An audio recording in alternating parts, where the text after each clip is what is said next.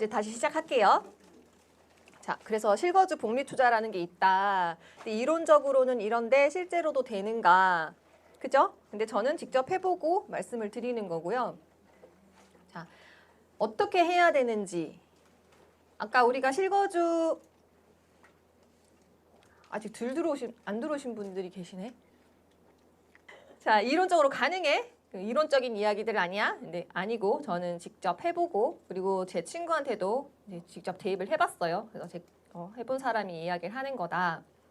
그런 건 있는 것 같아요. 제가 강의적으로 뭔가 되게 세련되게 전달을 못 드리지만 제가 직접 해보고 느낌 바대로 이야기를 하다 보니까 진정성은 있을 것 같아요. 여러분들이 다 저처럼 하실 필요는 없지만 한 번쯤 이런 얘기들을 기억 속에 넣어두시고 투자를 결정하실 때 한 번씩 꺼내 보셨으면 좋겠어요. 자, 시드 부동산이 엄청 중요하다. 이 시드 부동산은 제가 만든 단어예요. 그래서 어디서 들으면 저의 칼리오페님 거 뺏겼네 하시면 돼요. 자, 시드 부동산.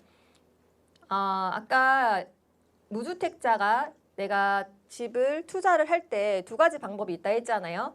실거주 복리 투자하는 방법, 갭 투자로 전세 풍차 돌리는 방법. 사실 저는 같은 방향성이라고 생각을 해요. 실거주 하다가 그게 전세 풍차로 옮겨지는 거니까. 근데 갭 투자를 할 때는 갭별로 분류를 해서 내가 최고의 입지를 찾아야 하는 거고 실거주는 아니잖아요. 실거주 내가 살아야 하니까. 첫 번째가 입지 분석을 하는 게 아니고 내 자금부터 확인해야 돼요. 이해되시나요? 칼리오페님 저 실거주 할 건데 어디 사야 될까요? 이렇게 질문하시면 제가 답변을 못 드리는 거예요. 이해되세요? 두 번째로는 대출 이자를 결정하셔야 돼요. 대출 이자. 그래서 금리가 높을 때는 내가 선택할 수 있는 급지가 좀 떨어지겠죠. 근데 앞으로 지금 금리가 계속 떨어지잖아요. 그죠? 떨어질 거고 그리고 특례보금자리라든지 신생아 대출이라든지 지금 무주택자들이 대출을 활용해가지고 살 수 있는 기회가 많죠. 다주택자들에 비해서. 근데 저는 정책을 써서 집값을 끌어올린다는 게 아니라 정부에서 사실 특례보금자리나 신생아 대출을 풀어준 거는 이게 기회다. 다주택자는 너네 사지 말고 그동안 혜택을 받지 못했던 벼락 거지들이라고 놀림 받았던 그 사람들한테 기회를 준 거라고 생각을 해요.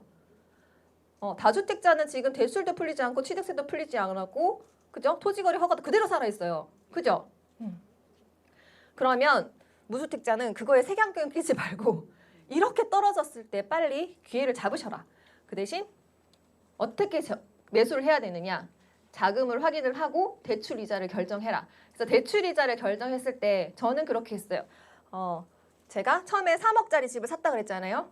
3억짜리 집 살 때 내가 그냥 사야지 한 게 아니에요. 보통 그냥 사죠.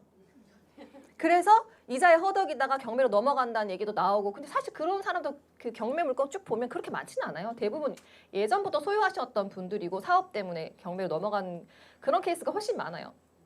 오히려 영끌족들은 잘 버티고 있더라. 대출 이자를 결정할 때 저는 80만 원이었어요. 나는 월 80만 원은 내가 이 집이 오르든 떨어지든 관계없이 나는 계속 이 집에 살 수 있을 것 같아. 이자 잘 내면서. 뭐 적금 80만 원 넣는 거랑 똑같은 거잖아요. 그죠? 그래서 80만 원을 당시의 금리로 역산을 해서 얼마인지 계산을 해봤더니 한 3억 정도가 되더라고요. 이해되시나요? 대부분 그렇게 하지 않고 그냥 금액을 정하고 이렇게 하죠. 내가 감당할 수 있는 대출 이자를 먼저 결정하고 플러스 내가 갖고 있는 금액. 이해되시나요? 네. 그러면 매수가가 결정이 되죠. 그래서 부동산 가격을 결정하는 거예요. 그리고 나서 아까 우리 얘기했죠. 가격대별 입지 분류. 아까는 갭별로 분류했잖아요. 근데 실거주는 가격대별로 5억대 내가 이렇게 계산을 했더니 부동산 가격이 5억이 나왔어. 6억이 나왔어. 이해되시죠? 그래서 제가 그때는 부동산 플랫폼에서 그렇게 나왔었거든요. 6억대, 5억대 이렇게 나왔었어요. 근데 지금 아무리 찾아도 없어졌더라고요. 그래서 저 짝꿍이랑 이거는 문정권이 없앤 거다. 지금 못 사게 하려고. 내피셜입니다. 근데 그게 너무 편할 것 같지 않아요? 있으면? 왜냐하면 저는 딱 6억대 딱 했을 때 쩌르륵 분류를 하니까 당시에 마장동 성수동 그다음에 이제 송파구 풍납동이 나왔어요. 그래서 거기서 아까 세대별 입지 분석 학교가 있나? 근데 학교가 없는 거예요. 여기 가면은 우리 애들 학교를 누군가 라이딩을 해야 될 것 같고 애들이 그러면 365일 라이딩을 할 수가 없잖아요. 여기는 안 될 것 같아. 역도 멀고 이렇게 결정해가지고 그 풍납동으로 이사를 간 거거든요. 그렇게 결정하셔야 된다. 그리고 나서 입지 평가 이해되시죠? 네. 자, 여기서는 저는 전세가 과거 전세가를 되게 중요시한다고 생각했잖아요. 제가 어차피 부동산 팔지 않을 거기 때문에 전세가가 오르면 매매가는 당연히 오르는 거고 매도를 목적으로 부동산을 투자하지 않기 때문에 과거 전세가 그럼 뭐예요? 보유하고 있을 때 전세가가 계속 오르는 지역은 마음이 편하겠죠. 그 매도로 생각하고 부동산을 결정하지 마셔라. 그다음에 배운 거 세대별 입지 평가, 땅의 가치, 상품성 호재. 그리고 실행을 하시면 돼요. 이런 과정을 거쳐서 내가 어떤 부동산을 선택을 했다. 그러면 불안할까요? 아니죠. 우리가 월세 대출이자 내고 대출이자를 내도 내가 그 이자를 결정한 거니까. 이해되시죠? 적금을 내 집에 넣는다 생각했어요. 저는. 80만 원의 대출 이자를 내야 되는데 내가 내 일이 어떻게 될지 모르고 제가 싱글맘이었다 했잖아요. 내가 돈 벌어가지고 이자를 80만 원을 계속 낼 수 있을까? 내가 마트 나와가지고 80만 원 벌겠지. 내가 망해도 내 사업이 망해도 80만 원 벌겠지. 이렇게 생각을 한 거예요. 자, 이건 제 실사례입니다. 제가 2억짜리 전세에 살고 있었어요. 생각해보니까 그때가 오피스텔이었더라고요. 그러니까 맨날 애들이 제가 싱글맘이 된 게 둘째 아이가 딱 돌잔치 하고 나서 바로 갈라섰거든요. 그래서 딸 둘을 키우는데 이제 전세로 들어갔어요. 전세를 들어갔는데 오피스텔이다 보니까 놀이터가 없잖아요. 그러니까 복도에서 맨날 노는 거예요, 애들이. 그러니까 맨날 경찰이 와. 그리고 심지어 이제 오피스텔이다 보니까 외국인들까지 막 올라가서 영어로 막 샬라샬라 하는 거예요. 그러니까 이사를 가야겠다. 그래서 경매로 1층짜리 아파트를 낙찰을 받았어요. 낙찰을 받았는데 1층이라도 거기가 언덕이어가지고 조금 옆동에 비하면 한 3, 4층이 되는 거예요. 그래서 저는 그게 좀 좋다고 생각을 했어요. 그래서 낙찰을 받아서 6억짜리를 낙찰을 4억에 받았어요. 그 대출을 2억을 받고 투자금을 2억이었거든요. 이때 2억이나 있었네 이러잖아요. 제가 1억 모았다 했잖아요. 저희 엄마가 대구에서 6천만 원짜리 빌라 전세를 살고 계셨어요. 제 동생이 외대를 다니고 있었는데 외대 앞에 원룸에 살고 있었어요. 다 모아! 이러는 거예요. 다 모아! 이거 다 그렇게 살지 말고 다 모아! 해가지고 2억을 만든 거예요. 이해되시나요? 그래서 투자금 2억, 돈 2억. 그래서 그때 이거 유튜브에 올렸더니 그때 이거 학자리 낙찰 받았으면 부자였네? 이러면서 막 비아냥거리더라고요. 그래서 당장 내려달라. 네, 이 부동산이에요. 그래서 이게 시드 부동산이 지금 생각하니까 탄생인 거예요. 아직도 보유하고 있거든요. 근데 이 당시에는 팔고 수익형 부동산을 사야겠다.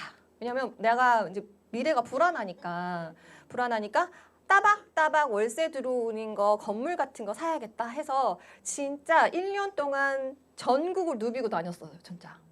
전국을 모텔도 가고 낙찰 받으려고 다가구 이런 것도 막 낙찰 받으러 가고 1년 동안 한 번도 낙찰 못 받았어요. 그래서 이게 아니구나.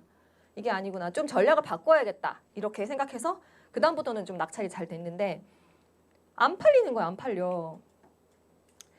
근데 안 팔려가지고 이미 저는 분가를 한 상태고 동생이 같이 살고 있었거든요.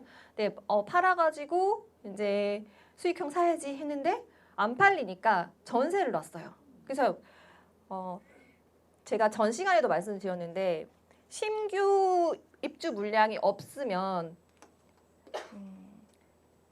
매물이 한정적이잖아요. 이 매물 안에서 사람들은 매수냐 전세냐를 선택하게 돼요. 그죠? 근데 집값이 안 오르니까 모든 사람들이 전세를 가.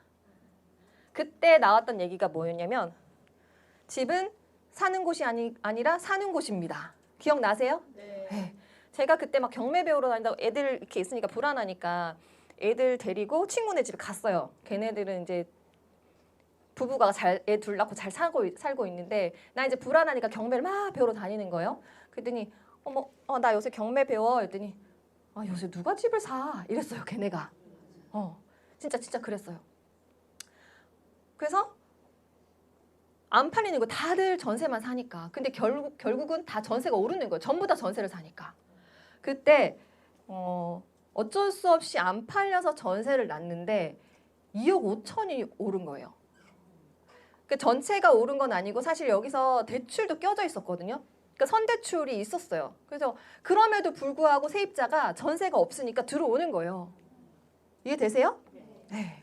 지금이야 또 뭐 전세 사기 이런 얘기가 있어서 이런 거 좀 세입자들이 꺼려할 수는 있지만 그 당시에는 그런 것도 없고 하니까 전세 매물이 없으니까 전세를 2억 5천. 그래서 팔려고 했는데 안 팔렸는데 2억 5천이 들어왔어. 그때만 해도 그래도 불안했어요. 왜냐하면 이때는 제가 이렇게 지금처럼 투자를 오래 하지도 않았고 불안한 거예요. 전세는 빚이다. 들어보셨죠? 그런 얘기. 전세는 빚이다. 쟤를 전세를 놓고 제가 사실 이 사이에 몇 건 있는데 걔는 팔아버린 거는 제가 빼버렸어요. 그래서 지금까지 보유하고 있는 것들만 했는데 얘가 아파트를 제가 매수를 했어요. 매수를 했는데 내가 이때 계산을 해보니까 80만 원 대출, 80에서 85만 원 대출은 낼 수 있을 것 같아. 그래서 대출을 3억짜리를 결정을 한 거예요. 그리고 내 돈이 1억 9천 정도가 있더라고요. 쟤한테 아까 걔 전세 들어온 거, 전세풍차 돈 거 이렇게 하니까. 그리고 나서 이거를 매수를 한 거예요. 4억 9천짜리를. 이때 중대형을 매수를 했거든요. 이때 부동산들이 분위기가 또 어땠냐면 중대형은 사는 게 아니야. 이 앞에 부동산 있죠. 얘는 나 홀로였어요. 그때 부동산이 뭐였냐면 나 홀로는 사는 게 아니야. 그러니까 여러분들 누군가가 정해준 공식에 따르지 말고 그냥 내 자금 안에서 가장 좋은 입지를 찾으면 돼요. 이해되세요?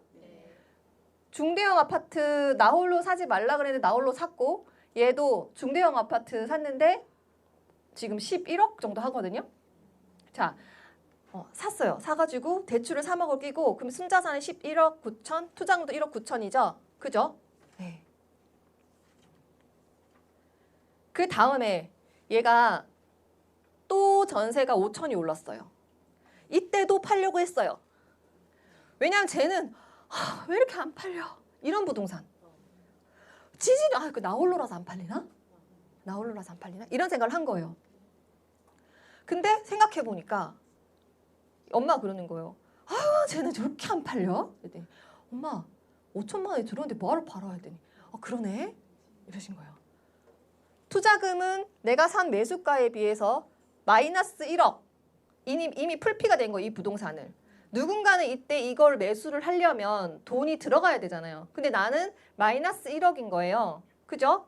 그리고 나서 두 번째 매수했던 부동산을 또 전세를 검색을 해보니까 그때 예로는 5천만 원이 들어왔잖아요. 아까 예로 얘 5천만 원 들어왔잖아요. 5천만 원. 그죠? 이걸로 제가 뭐 했을까요? 용선 아파트를 샀어요. 용선 아파트를. 그러니까 근데 그것도 다 빼고 그냥 실거주만으로 이걸로 뭘 했는지 다 빼고 얘를 전세를 전환을 했더니 이때 제가 뭔가를 막 되게 사고 싶었어요. 갭 투자를 막 지방 뭐 분들이 와가지고 서울 성동구도 사고 막 성북구도 사고 막 매수를 막 하던 시기였었어요. 근데 내가 보니까 나는 돈이 없는 거예요. 돈이 없는데 너무 사고 싶은데 했더니 근데 또 누군가가 여기 우리 집 근처를 뭘 샀대요. 갭 투자 뭐 투자자들이 몰려와서 샀대. 우리 집 전세가를 딱 보니까 어머 내가 산 매수가가 전세가가 됐네? 이해되시죠? 그럼 나는 여기 깔려있는 돈도 빼야겠다. 전세를 놓고. 여기 투자금이 얼마였어? 1억 9천이었잖아요. 내가 이걸 전세를 그대로 놓는 순간 1억 9천이 다시 회수가 되죠? 이해되시죠? 네. 그랬는데 전세를 더 높게 놨어요. 제가 4억 9천에 샀는데 5억 2천에 놨어요.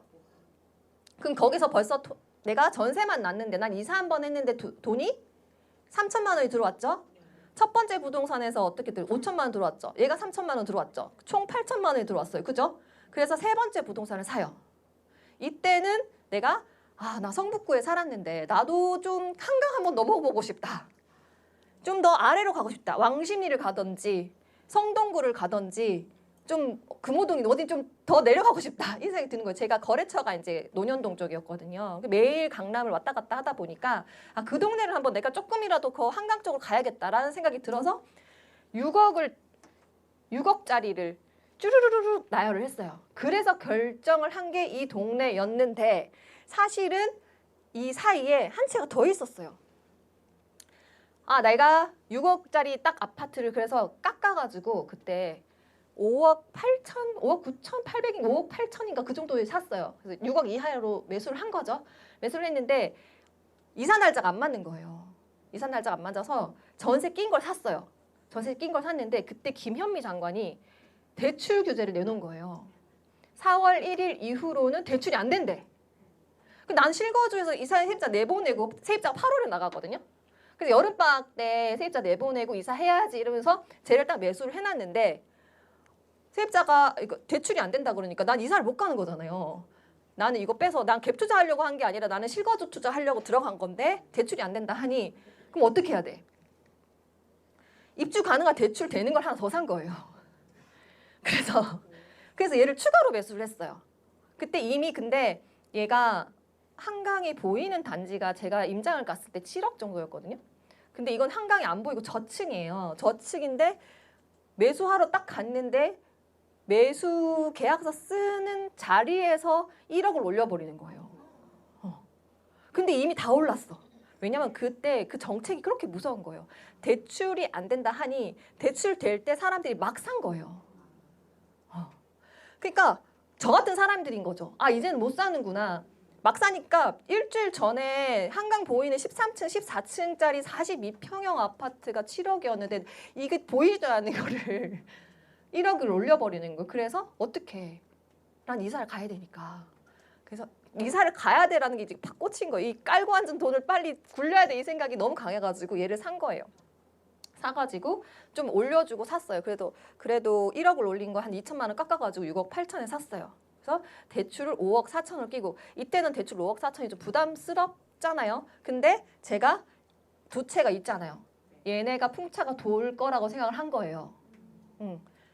전세는 우리나라가 서울 전세는 160% 올랐잖아요. 그죠? 20년 동안. 그러니까 전세가 풍차가 돌 거라고 생각을 하고 얘를 추가로 매수를 해서 이제는 내가 대출 5억 4천 정도는 내면서 살 수 있는 정도는 된 것 같아. 라고 생각을 한 거예요. 그래서 총 자산은 26억이 됐고 순자산은 11억이 됐어요. 그 투자금은 총 내가 세 채를 갔는데 얼마가 들었죠? 1억. 이게 다 서울이거든요. 서울 아파트 세 채를 갔는데 1억. 이게 뭐예요? 이 원리는 시간의 힘. 제가 늘 말씀드리는 게 시간의 힘에 투자해라. 돈이 없을수록 시간의 힘에 투자해라. 투자자들 막 몰려다니는 거 갭 500짜리, 1000짜리 이런 거 따라다니지 말고 내 실거주 만족도도 올리면서 그죠? 점점점 나은 삶을 살면서 복리의 효과를 보는 거죠. 자, 첫 번째 부동산은 또 4천만 원이 올랐어요. 사실은 더 올랐었는데 여기 제가 살던 분이 한의사셨거든요. 이분이 여기서 제가 한강변 그래서 중요하다고 그랬잖아요. 이분이 잠실 쪽에 한의사신 거예요. 출퇴근이 좋은 거야. 한강만 딱 건너면 잠실이니까. 이해되세요?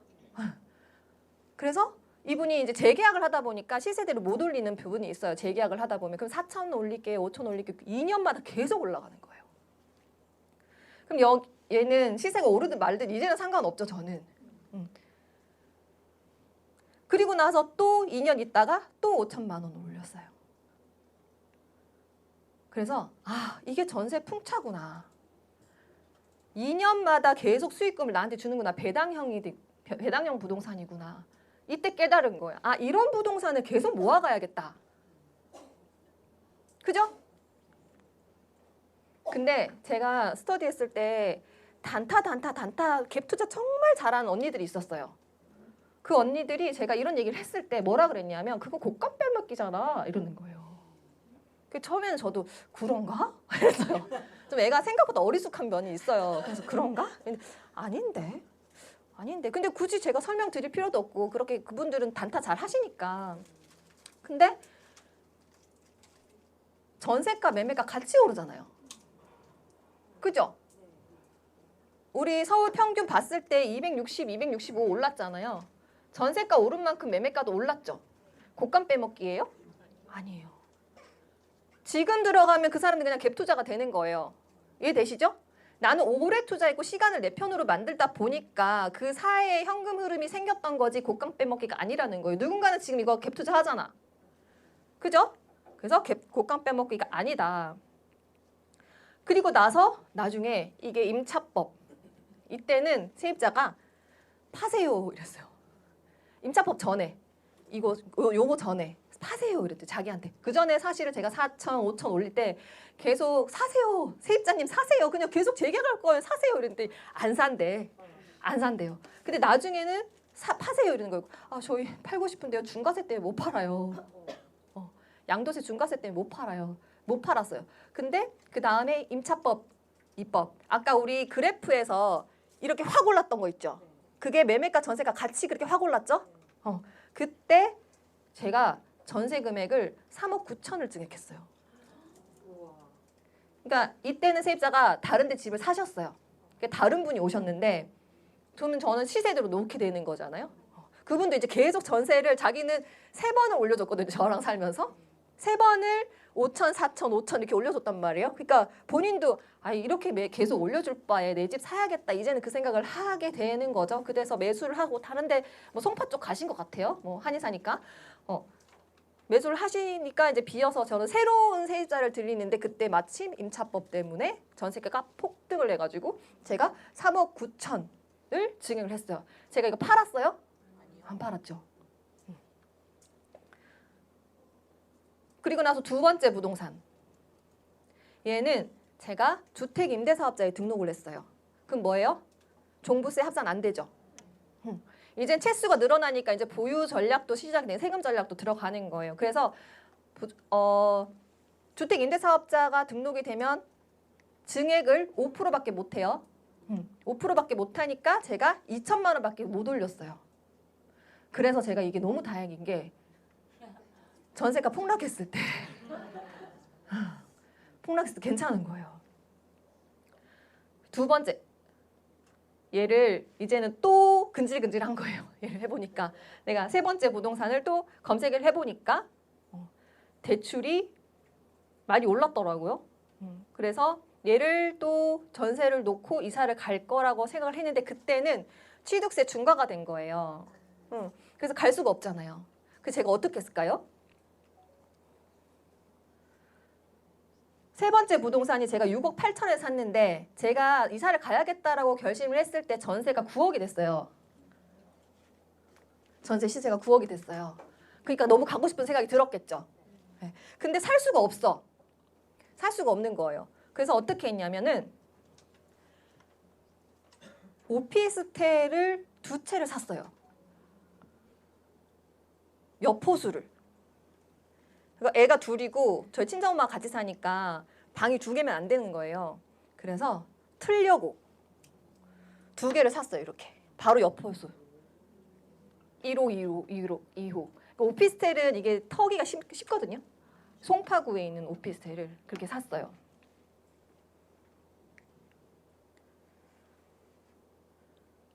그렇게 해서 힘들다. 그렇게 해서 이 오피스텔이 제가 4억 3천인가 2천에 샀다가 한창 우리가 이제 피크 찍었을 때 7억까지 거래가 됐어요. 실거래가. 그래서 제가 2023년에 더 추가 매수를 한 게 저는 이때 살 때 어쨌든 두 개가 연결된 매물을 찾기도 힘들고 그렇다 보니까 좀 층이 안 좋고 향도 별로 안 좋았었어요. 근데 23년에 부동산 가격이 폭락을 하니까 그때 로얄층, 로얄동이 막 나오는 거예요. 그래서 추가 매수를 하게 된 거죠. 왜냐하면 그게 실거래로 7억까지 찍은 걸 제가 알고 있으니까 여기 입지랑 이런 부분들을 알고 있으니까 아 나쁘지 않다. 그래서 오피스텔도 나쁜 선택은 아닌데 어쨌든 아파트가 오르고 오른다. 그래서 지금 오피스텔을 선순위가 아니라 그래서 계속 말씀드리죠. 아파트 먼저 사셔라. 그 이후에 빌라나 오피스텔을 하시면 돼요. 그래서 제가 이 장표를 21년도에 만들었거든요. 그때 자산이 50억이었어요. 순자산은 24억. 투자금은 총 이 모든 부동산을 투자할 때 얼마요? 마이너스 4억 6천. 저는 이 하나, 둘, 셋, 넷, 다섯 개인가요? 하나, 둘, 셋, 네 채의 부동산, 오피스텔 두 채니까 5채인가요? 의 부동산을 매수를 하는데 투자금이 총 마이너스 4억 6천. 뭐예요? 나는 집을 샀는데 돈을 4억 6천을 받았다는 뜻이죠. 네. 그런데 지금 역전세, 지금 어떻게 됐을까요? 떨어졌을 것 같잖아요. 자, 첫 번째 부동산이 그때 제가 3억 5천 증액했죠. 근데 전세 7억 9천에 났다가 전세가 7억 9천만 원 내줬어요. 저거 내주는데도 막 세입자가 난리를 치는 거예요. 근데 지금 세입자는 너무 좋은 배우님 들었어요. 배우. 너무 점잖으시고 집에 갔더니 집이 다 엉망진창이 돼 있는 거예요. 분명히 제가 이거 새를 놓을 때 도배장판이랑 다 해서 드렸는데 다 뚫려 있고 막 벽이 다 뚫려 있고. 그래서 유튜브에 올린 것 중에 그 필름으로 전체 공사한 게 하나 나오거든요. 그게 그 집이에요. 전체 인테리어 필름 싹 다 돌렸는데 진짜 집이 다 구멍이 다 나와 있는 거예요. 그래서 근데 아 이거 소장 또 한번 날릴까 하다가 그때 사회적 분위기가 다 세입자들이 임대인한테 막 그런 분위기였잖아요. 나쁜 놈들아 약간 이런 분위기였잖아요. 그러니까 그치 그들도 불안하겠지 이런 마음으로 일단 접었어요. 접었는데 다음 달에 또 소장이 또 하나 날아갔겠는데 올수리를 다 하는 편인데 다 되어 있는 집에 얼마 안 됐는데 2년 있다 3년 있다 갔을 때 집이 엉망이 돼 있으면 좀 많이 화가 나더라고요. 그래서 너무 임대인들의 권리는 지금 보장받지 못하고 있는 현실에 나라도 벌을 줄 사람이 있어야겠다. 네. 그래서 지금 현재는 어떻게 됐냐 하면 55억이 됐어요. 투자금은 얼마예요? 마이너스 9억. 근데 저는 이게 한 게 뭐가 있죠? 이사하고 내 자금 안에서 내가 감당할 수 있는 대출 이자를 정해서 거기서 그 금액 안에서 그냥 가장 좋은 입지를 찾아간 것밖에 없어요. 그쵸? 그리고 이사 갈 때마다 저는 더 나은 삶을 살고 있다라는 생각이 들었어요. 저도 사업을 했다고 했지만 망했잖아요. 애 둘 데리고 살면서 싱글맘이 무슨 수로 내가 송파구 이사를 가? 그죠? 그러니까 저는 이게 너무 좋다고 생각하는 거예요. 그러니까 여러분들도 이런 방법도 있다. 한 번쯤 시뮬레이션을 해보시고 지금 내가 어디 가서 갭 투자하는 것도 좋지만 그거는 내 포트폴리오 중에 일부분으로 하고 이렇게 실거주 복리 투자를 하면서 우리 아이들 그리고 우리 부모가 조금 더 나은 삶을 살 수 있는 방법도 있더라. 어렵진 않잖아요? 내 자금 안에서 가장 좋은 입지를 찾으면 된다. 근데 만약에 내가 매도를 했다. 그럼 자산은 13억. 순자산은 13억. 2배 이상 차이 나죠? 그죠? 그래서 한 번쯤 여러분들이 비과세라는 거에 한 번쯤 생각을 해보시고 팔고 다시 사야 되면 한 바퀴 쭉 돌고 다시 이거를 사야 되면 굳이 너무 힘든 경험들만 하지 마시고 그리고 이렇게 한 바퀴 쭉 돌다가 여기서 어느 순간 물리잖아요. 뜻대로 안 되고 그죠? 차라리 오히려 실거주를 하시면서 삶의 질을 높이는 방법도 있다. 정책은 늘 바뀌고 비과세 혜택보다 자산이 증가하는 게 훨씬 크다. 그리고 매도만 현금 흐름이 들어오는 게 아니라 전세로 계속 현금이 들어오더라. 전세 풍차. 전세 풍차 역전세로 두렵다. 그러면 월세 풍차.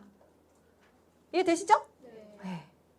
그러면 오히려 저는 1가구 1주택으로 비과세 받고 해도 그 돈으로 상급지를 못 가잖아요. 내가 더 추가 소득이 있어야 그냥 비과세 받고 하는 것보다 그럴 거면 차라리 그냥 첫 집에 그냥 계속 있는 게 나을 수도 있어요. 이해되시나요? 걔는 계속 오를 거니까. 그렇게 생각하지 마시고 양도세는 한 번쯤 비과세가 정말 혜택일까? 한번 생각해 보시고 그래서 비과세 혜택 받으려고 그거가 혜택이라고 믿고 받으려고 추가 매수 안 하고 1주택만 계속 유지하시는 분들 있잖아요. 그게 복리를 내가 스스로 발로 걷어차게 되는 거죠. 그래서 전세가 무섭다. 그러면 반전세로 다음에 증액부는 월세로. 그러면 저는 제 시스템 상에서는 이제는 제가 얘가 풍차가 계속 돌 거니까 이제 앞으로 전세가 계속 오른대잖아요. 역전세 끝났대잖아요. 그죠? 실제로 얘네들은 다 올랐어요. 걔네들이 나중에 풍차가 계속 돌면 저는 진짜 상급지를 갈 수 있지 않을까 이제는. 취득세가 풀리면. 그래서 우리 아이가 빨리 성인이 되라. 취득세가 풀릴 것 같진 않아요. 제 생각에는. 그러니까 뭐 투자자들이 하락론자들이 풀릴 때가 타임이니까 그때 기다렸다 사라 이런데 지금 이렇게 실수요자들이 움직이고 시세가 꿈틀꿈틀 거리는데 다주택자까지 풀어주겠어요? 그죠? 그러니까 전세가가 정말 미친 전세가 이런 얘기가 나오면 그때 슬슬 풀 수도 있어요. 근데 전세가를 푸는 순간 매매가는 둘 다 잡을 수는 없다. 제 블로그에 썼죠?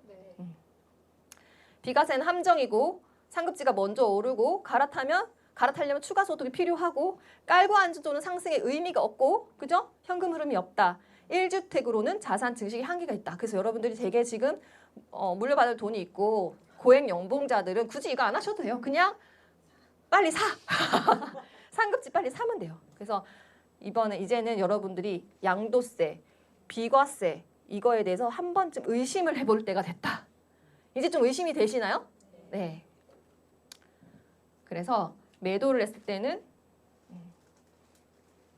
이거는 50억이 아니죠? 지금 55억이죠? 근데 제가 이렇게 비교를 했을 때 제가 일가세 비과세를 받았다면 13억. 그죠? 순자산 25억. 근데 문제는 그 이후로도 얘는 풍차가 4개, 5개가 돌고 그죠? 얘는 계속 한 채밖에 못 돌잖아요. 저게 복리라는 거예요. 내 투자금 0.9억으로 그죠? 나는 이미 9억을 돈을 받았어. 근데 이걸로 얘는 계속 앞으로 복리로 계속 과거 20년 평균 260%가 계속 앞으로 상승할 건데 한 채가 아니고 세 채, 네 채에서 계속 상승할 거잖아요. 얘도 그래. 한 채니까 앞으로 260% 계속 오른다고 쳐. 얘는 한 채가 오르는 거고 얘는 네 채가 오르는 거고. 이게 진정한 복리라는 거예요. 근데 제 투자금이 얼마? 그래서 막 여러분들이 투자하고 막 강의들도 많고 여러분들을 유혹하는 투자들이 많을 거예요. 그런 강의들이 많이 생겨날 거예요. 그리고 또 이게 부동산이 반환점을 돌고 다시 상승하면 그런 강의들이 더 많이 생길 거거든요. 정말 그걸로 흔들리지 마시고 진짜 땅의 가치 이렇게 복리로 시간에 투자할 수 있는 부동산이 뭔지를 그거를 여러분이 찾아가시는 게 더 중요하다. 이해되세요? 네. 그래서 제가 그대로 친구한테 써먹었어요. 얘가 1억. 제가 지난주에 얘기했던 거 돈 안 갚는다는 친구. 얼마 되지도 않아요. 근데 뭐 몇백만 원인데 저는 그건 거죠. 저는 돈을 진짜 알뜰살뜰 아끼는 편이고 저한테 돈을 잘 쓰지 않아요. 이거 이쁘다고 하셨지만 이거 한 6년 된 스커트예요.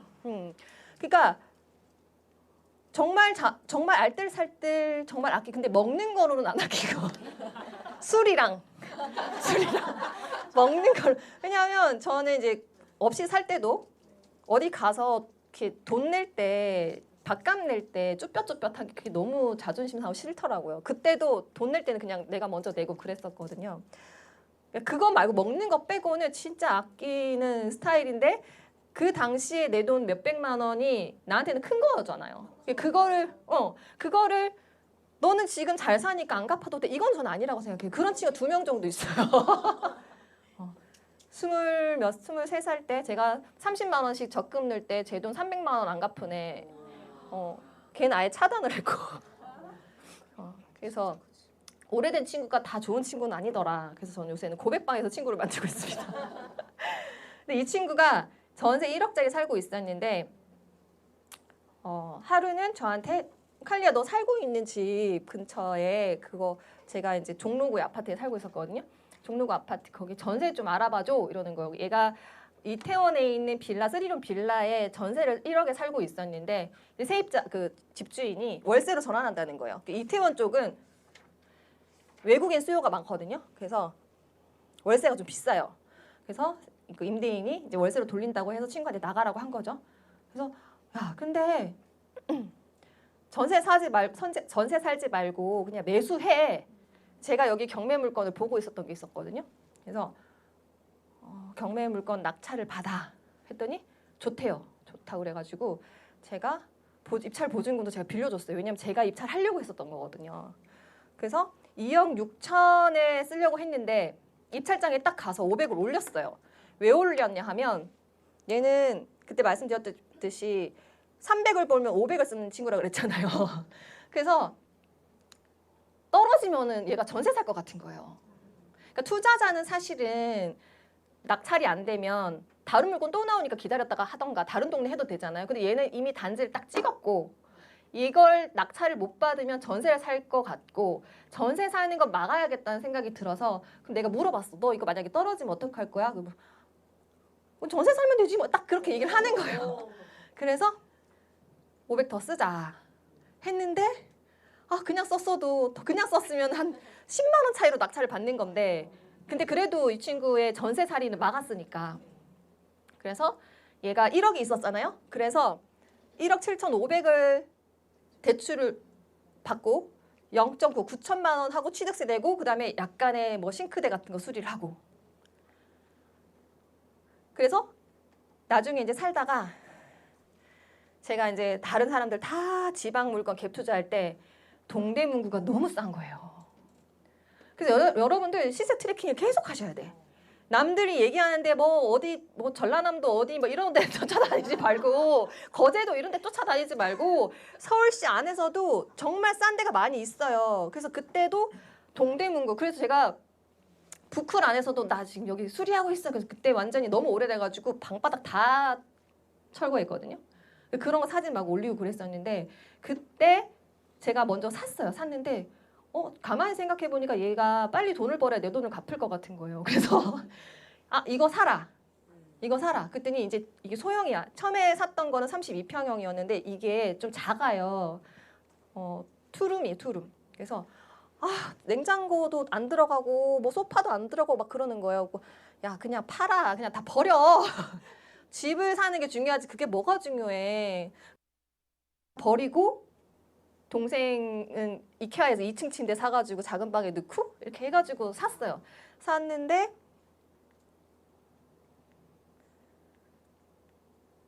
결과적으로 얘가 순자산이 12억. 투자금이 얼마? 2천만 원. 그래서 제가 포트폴리오 론자라고 했잖아요. 첫 번째 거를 임대사업자 등록을 해라. 임대사업자 등록해라. 그래가지고 임차법 입법 생겼을 때 이거를 전세를 많이 못 올렸죠. 5%밖에 못 올렸잖아요. 오히려 낫죠. 이 친구는 관리를 못하는 친구니까. 그때 많이 못 올렸으니까. 그리고 얘는 주거용 비과세. 그리고 나서 아파트를 추가로 매수해줬어요. 제가 싼 가격에.